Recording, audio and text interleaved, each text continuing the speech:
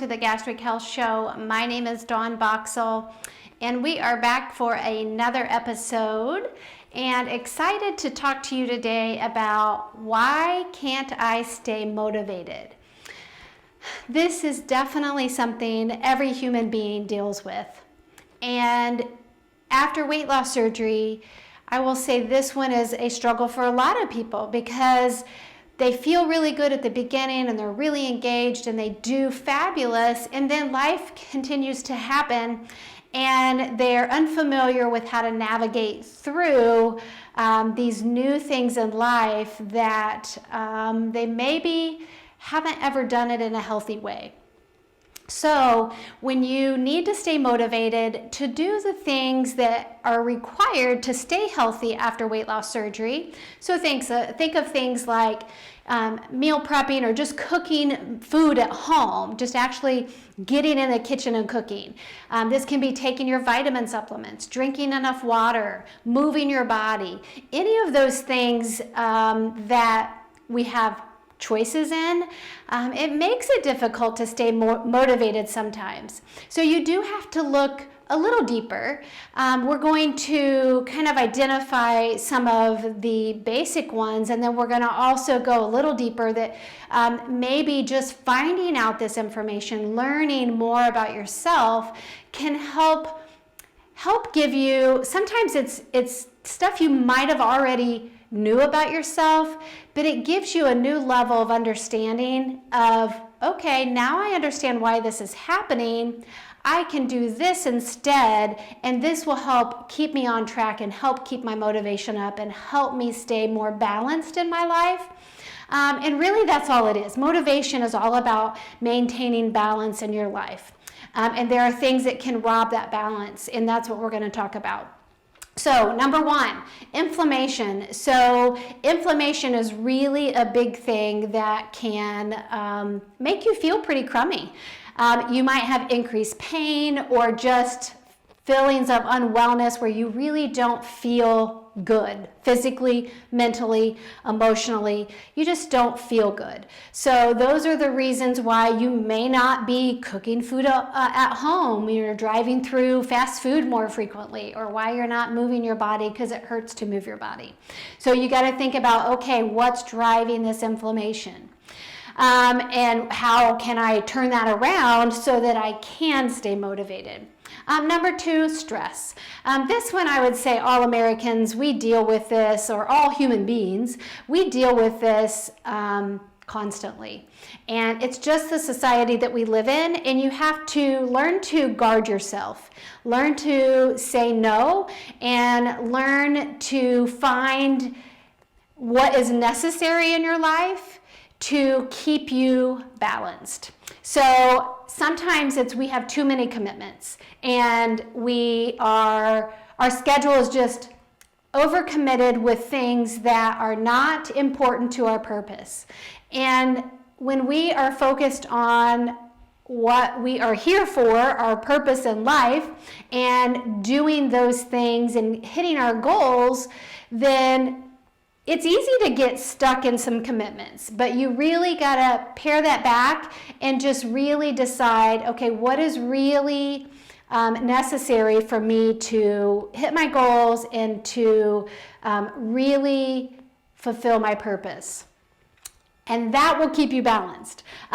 Priorities are just out of balance. So when you're stressed, you have too many commitments and your priorities are out of balance. So you might be saying yes to areas that you shouldn't be because it's easier than to say no or confront that person or that individual with a certain organization, or just in general, it's just, you just don't want to deal with it. And so instead, you just say yes again.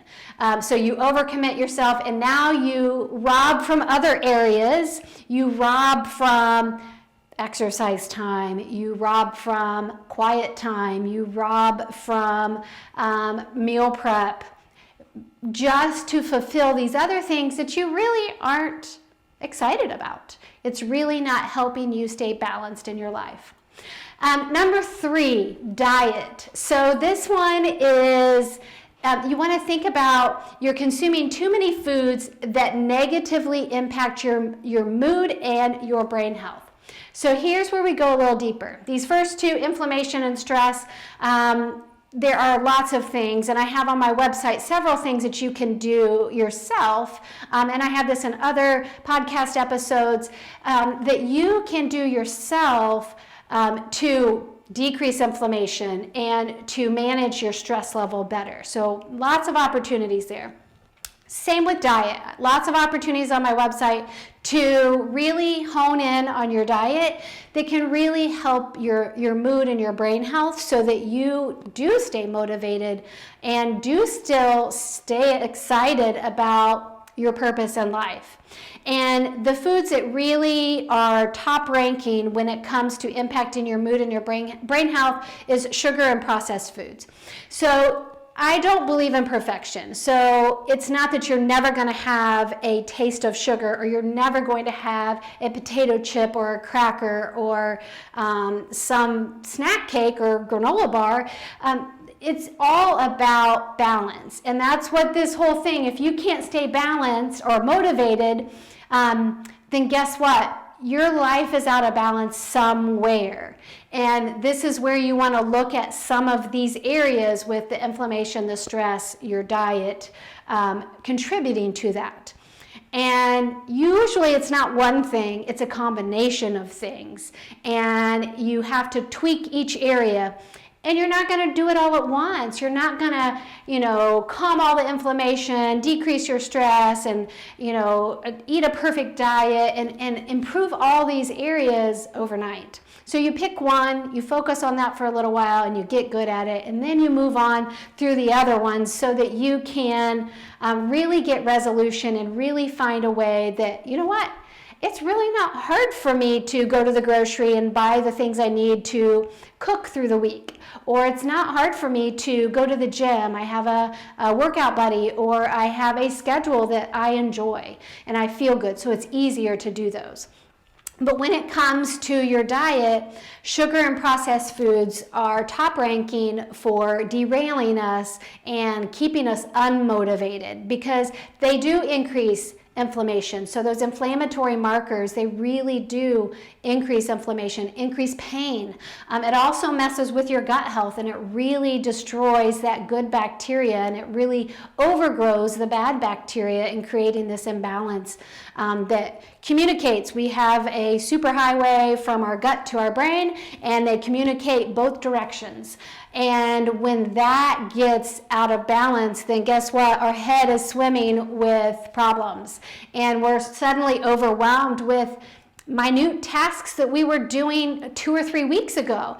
And it's because we had a bad week, and guess what? All we did was eat out 2 and 3 meals a day, and we reintroduced some of these sugars and junk, and we're really off our routine and our staying on track, and we're not able to consume the right things at that time. So that's where, when you are out of balance, your motivation is robbed because of these things.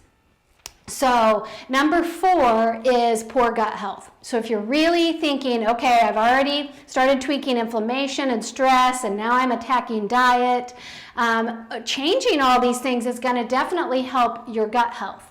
But you can support your gut health while you're doing this. So this can be some easy things that you can interject.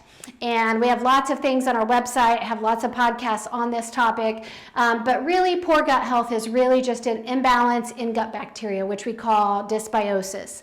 And this really does change your mood and behavior. So when we have inadequate good bacteria, where your body, your intestines, you do not have enough of those friendly bacteria, then the bad guys are the different bacteria strains that are turning on genes and turning off beneficial things that are impacting your ability to stay motivated. So it's also where our happy hormones and our reward hormones are produced in the gut. So serotonin, about 90% is produced in the gut and 10% in the brain, and it's about 50% of dopamine in your gut and 50% in your brain. So all of these things, inflammation, stress, diet, really do play a role with you keeping a healthy gut. And like I said earlier, they communicate. Your brain and your gut communicate through the vagus nerve, and if any one is off, you can look in the gut, or you can look at the brain, or both, and you need to work on cleaning up those areas. And then the last one is if you've really done this, you've worked on this, and you're still struggling. Like, I still am not myself. I still don't feel like myself, and feel happy about life, or what I was. What my purpose is. I don't feel driven to do those things. It could be your genetics, and something in your genetics has been turned on or kind of turned up because of life events. Could be a trauma that you've experienced, or these things in general. Your life has been altered in some way that it is driving your genetics to be expressed in a way that is really impacting the balance in your life.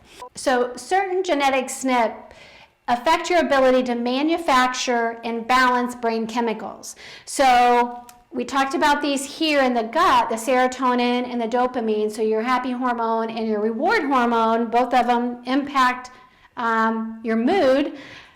And they are manufactured and balanced by our genetics to some degree. So if we don't have the right allele or SNP of genetics that our body doesn't naturally do on its own, we have to support it a little better. We have to maybe do things, there's some things that you do every day and you think nothing of it. It's what was prescribed. Maybe it's a medication. You're really great at taking a medication and you just don't miss it, or it's very rare that you miss it.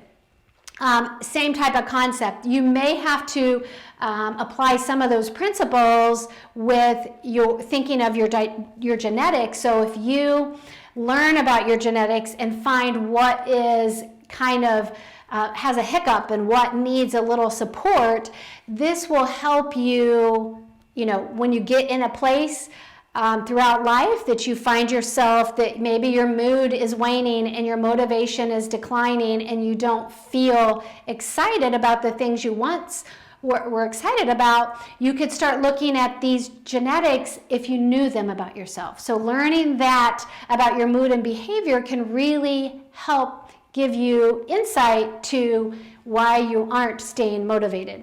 And these are the dopamine receptors and dopamine genes. So the DRD1, 2, 3, and 4, they all play a role in how well we stay motivated and what drives us to be motivated. Like the DRD1, you never feel reward. So you are always seeking reward. You are always needing something on the outside to reward you. And that could be, think diet, exercise, any of those addiction things. So it could be drugs, alcohol, gambling, sex, all of those things. You're going to seek that because your body is not great at providing this reward for you. So you extrinsically have to provide that for yourself. So that's where it gets tricky. If you're not a motivated type person, this could be a reason why. Maybe you don't produce dopamine, and we need to support that differently. Because the good news is there is a way to support this, and there is a way to allow you to override those genes so that you do feel balance and you do feel motivation. Same with the DRD2, you have weak signaling and you have increased addiction behaviors.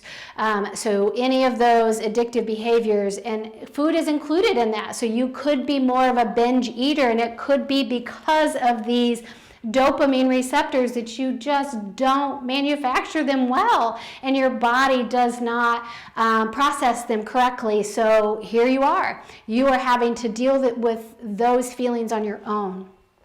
DRD3 increases mood disorders and addiction, and DRD4 activated by dopamine, epinephrine, and norepinephrine. So you need dopamine for DRD4 to work appropriately. So if you have DRD1 and DRD4, guess what? You are going to need to be supported with dopamine in how to boost that. So working with somebody that, one, if you can't get resolution by identifying or working on these other areas, inflammation, stress, diet, poor gut health, and it's not working, you're still struggling, that's when you need genetics to give you that final piece, because you can't get more personalized than that. That is the best way to really hone in on you, and we can really identify the areas that you struggle, and we can apply new principles and new strategies that will allow you to, one, feel reward without relying on the wrong avenues and not those addictive behaviors. We can override those. So I really hope that's helped. If you're struggling with staying motivated, I would say start looking at these basic 5 things: stress, inflammation, diet, gut health, and genetics, and really work on those. And I think you'll find all you need in those 5 areas to really turn things around and keep you excited about life, excited about the things that normally would drive you that may not be driving you. And that really does make a difference, because it's all about quality of life. We have to love what we're doing, and love who we are, and embrace kind of what we were given. We can't help it that our genetics are what they are, but we can help how they're expressed by focusing on diet, lifestyle, and supplements.